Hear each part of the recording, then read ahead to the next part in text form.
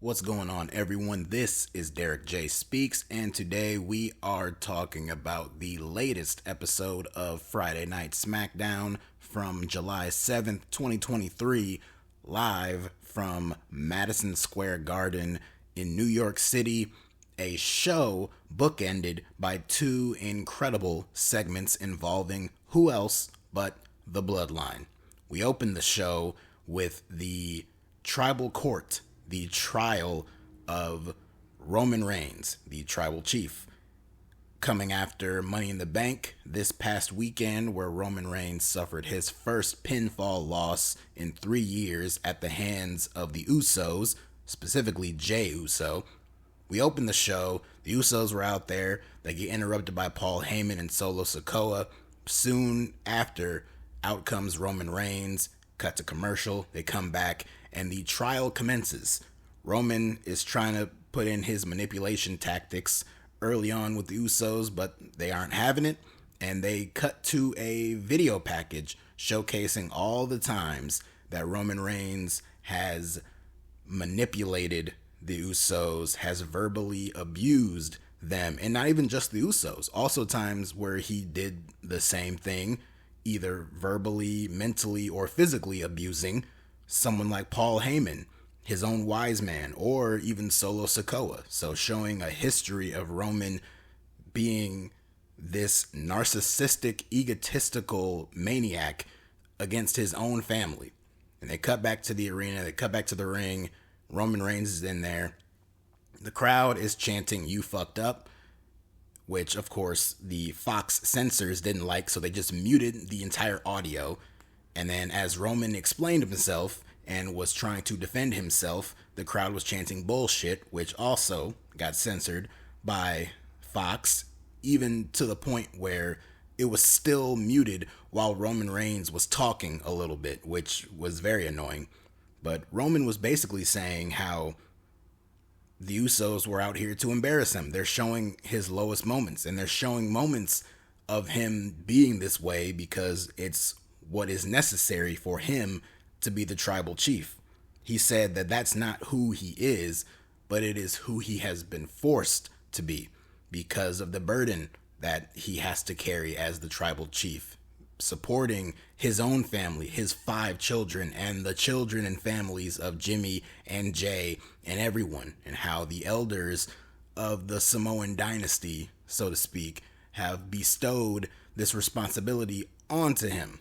And he's going on and on here, and he's slowly getting more and more emotional and more weakened to the point where he is saying now that he's done and that he doesn't want it anymore. And Roman, when he came out with a lei around his neck, and he bestowed that lei upon Jey Uso. He got in Jey's face and he placed the lei around Jey's neck. He threw the championship belt to the side, and Roman got down on his knees and started to cry. Now, I loved the segment, but the one thing I did not like about it is how easily gullible the USO'S were, especially Jey here, because Roman, he has the waterworks. They show the tear coming down his face, his cheek. We've seen this from Roman before. Even in this very segment, the USO'S said that they were not going to fall for the manipulation of Roman, and here they are doing it again.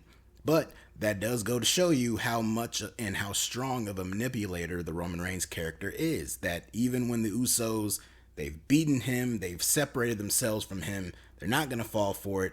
Somehow Roman still will convince them just a little bit. That shows just how strong of a power Roman Reigns has over these guys. He's had that power over them for the last 2 or 3 years now, so it's still there to some degree, but it was soon broken off pretty quickly as this segment went on, because as Roman is on his knees crying, Jey Uso comes in to console him, and that was his big mistake, because the low blow that we all saw coming a mile away happened as Roman Reigns low blowed Jey. Jimmy went over to attack Roman, but then Solo, who took his time, he was in the corner for a little bit, but he eventually went over, pulled off Jimmy, and attacked Jimmy, threw him to the side. At this point, that lei that was around Jey's neck was now taken off, and it was laying in the middle of the ring. And you have Roman on one side in the corner, Jimmy on the other side in the corner, and Solo in the middle of the ring with the lay on the ground. He picks it up, he's looking at it, the crowd is chanting for him to put it on.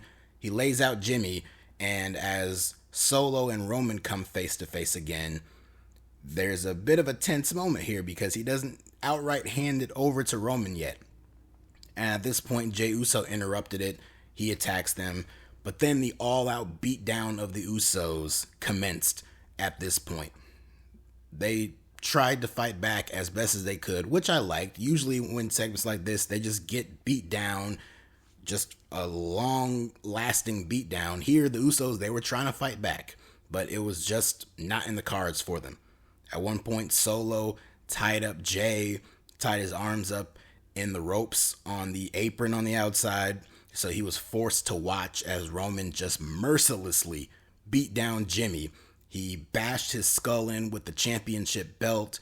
He bashed him with the steel steps, had him up against the barricade, and just rammed the steel steps into Jimmy multiple times. Jey eventually escaped his imprisonment there and went after them, but he eventually got hit with the Samoan spike from Solo Sikoa. And then while Jey was laid out, Roman had Solo lay out Jimmy on the announce table, and Solo gets up on the barricade, and he does here what he was attempting to do at Money in the Bank but failed to do, and that is he hit Jimmy with the Samoan splash. He splashed him right through the announce table, and Jimmy was down. And Solo, Roman, they posed over the fallen bodies of the Usos as they faded to commercial. When they came back from break, they showed a replay, but they also showed backstage as Jimmy was all stretchered up. He was on the stretcher. He was all carted up, and they were sending him out. They put him in the ambulance. Jey was right there by his side saying, I'm with you. I'm with you. I ain't going nowhere. And they get in the ambulance and ride off. In the background, you see various members of the roster. You see the LWO. I think I saw Rick Boogs. And I'm thinking to myself, where were all you people? They're all crying. Zelina Vega's crying. They're all looking concerned over Jimmy Uso. And I'm like, where were all of you out there when this beatdown was happening? Y'all were just standing back here. Rey Mysterio, all you, just standing here. Maybe they're like, look, that's bloodline business and ain't no concern of mine. It's fucked up what happened, but it ain't my business. And I can understand that. So that was that. And I thought, well, that was a heavy angle.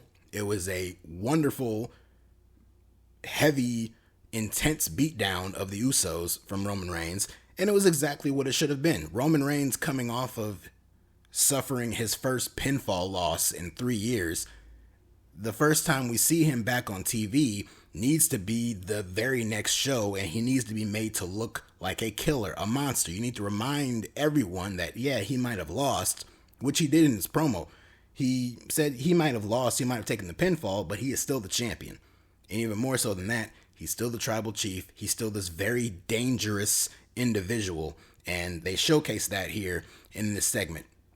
And even with Solo Sikoa still standing by Roman Reigns, like, despite all that's gone down, all that's transpired, he is still completely loyal to Roman Reigns for now.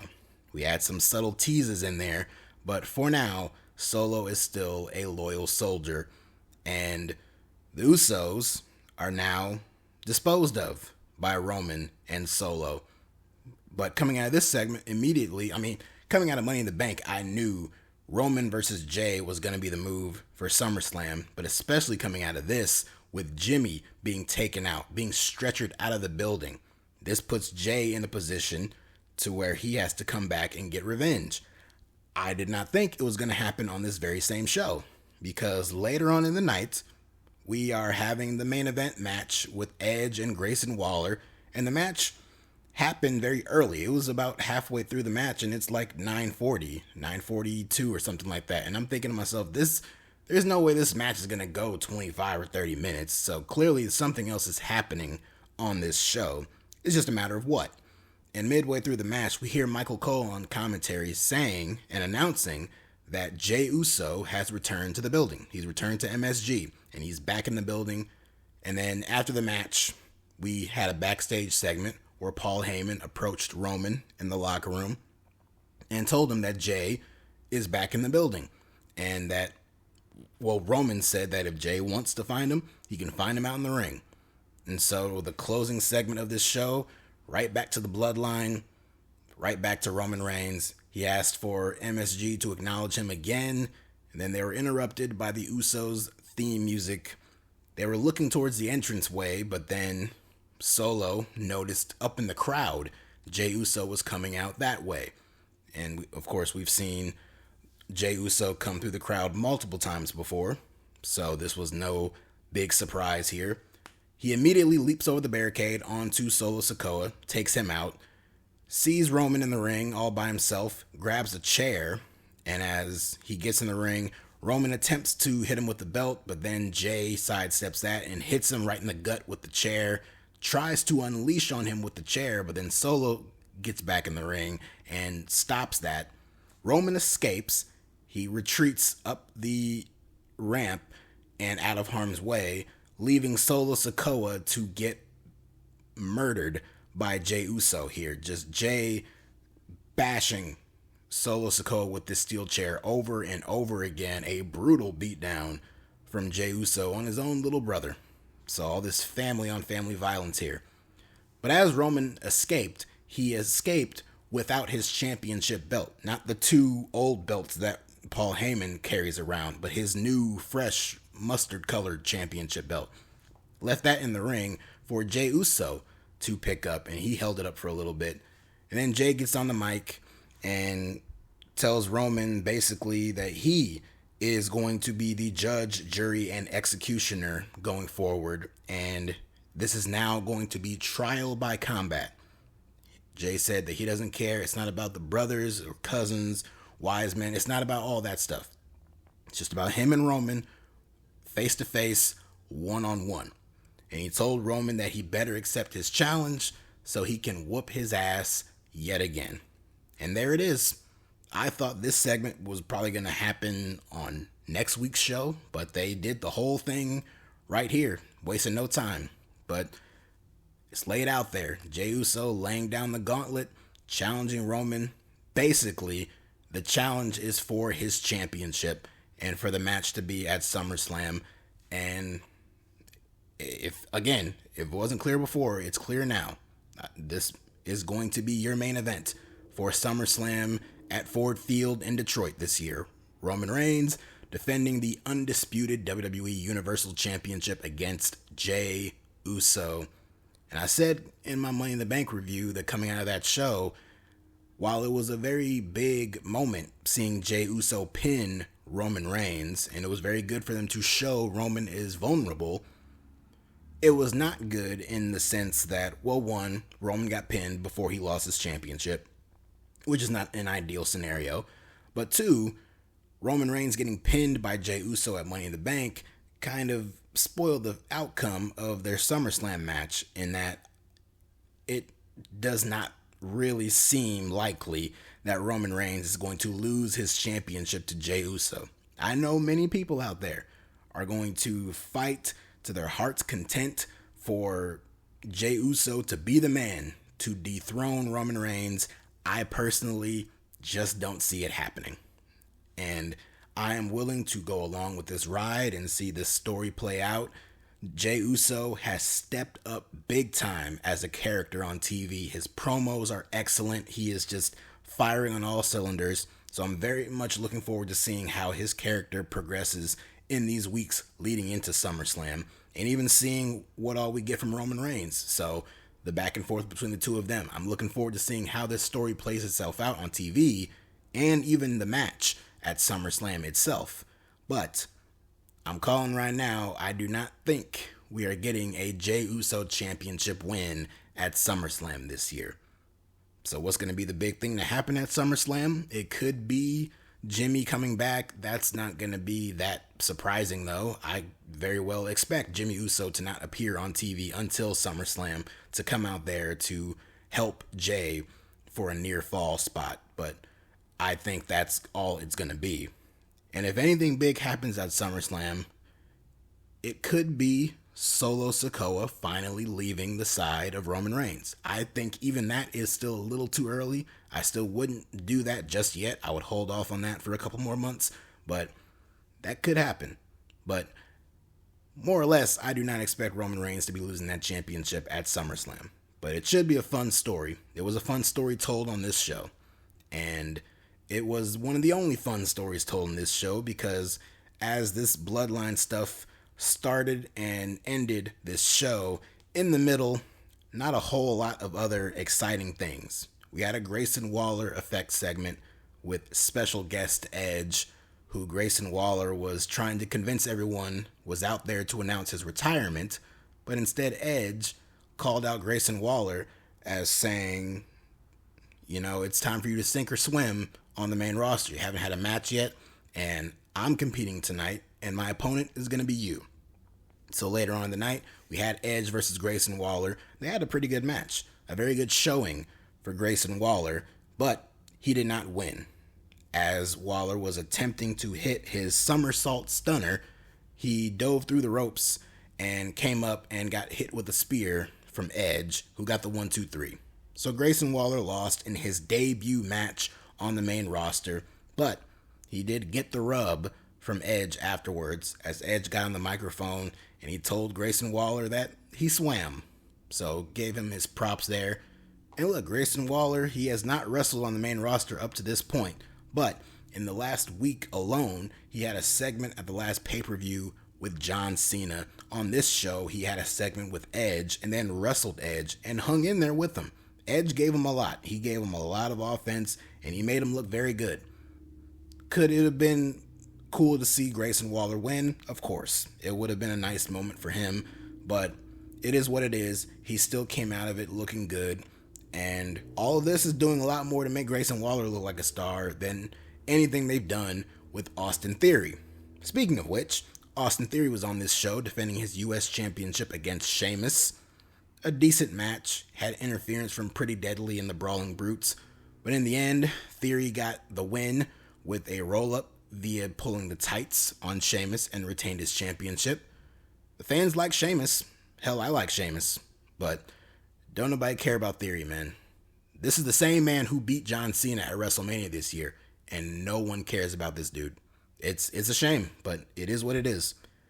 We had a segment with all the women vying for the WWE Women's Championship on SmackDown. Asuka was out there. She got interrupted by Bianca Belair, who ran out to brawl with her. Charlotte Flair came out. A big brawl with all of them broke out. Asuka's back in the ring. She gets attacked by Io Sky and Bayley, who tease a cash-in, but as Bayley is telling the referee that Io wants to cash in, Bianca pulls Bayley out of the ring and attacks her, and then Charlotte gets in the ring and boots Io in the face. Meanwhile, Asuka escapes, and all the women just stop, and that's the end of the segment. So that was all there was to it.